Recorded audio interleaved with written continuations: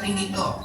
Kaya sabi ko, babawi po ako ng tulog. Sobrang sarap matulog. Okay.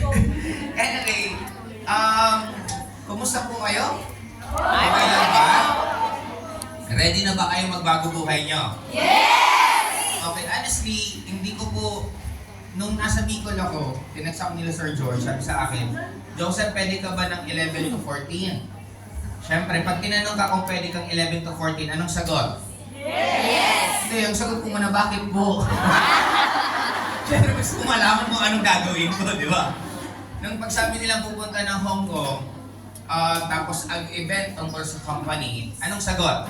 Yes! Yes! Kasi event tinamaan ko yung 14. Kasi di ba alam naman natin na 14, dapat kasama mo yung partner mo. Kaya sabi ko, yari ako dito. But, simula po noon hanggang ngayon, isa lang po ang pinaka-priority ko. Ang priority ko po, network.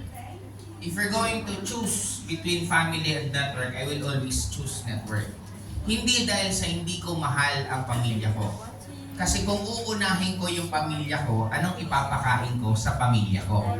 Kaya inuuna ko yung network kasi ito yung trabaho ko, ito yung career ko. Habang inuuna ko to, technically, inuuna ko pa rin pamilya ko. Kasi yung mga date na yan, ginawa lang naman yan na araw na yan. Di mag-ibang araw ka lang. Di ba? Anong problema doon? Di ba? Kung hindi kayo nagsama ng 14, hindi gawin ng 15. Hindi ka talaga maintindihan sa ibang tao na sobrang sa kanila yung date. Ano ang Pasko sa Pilipinas?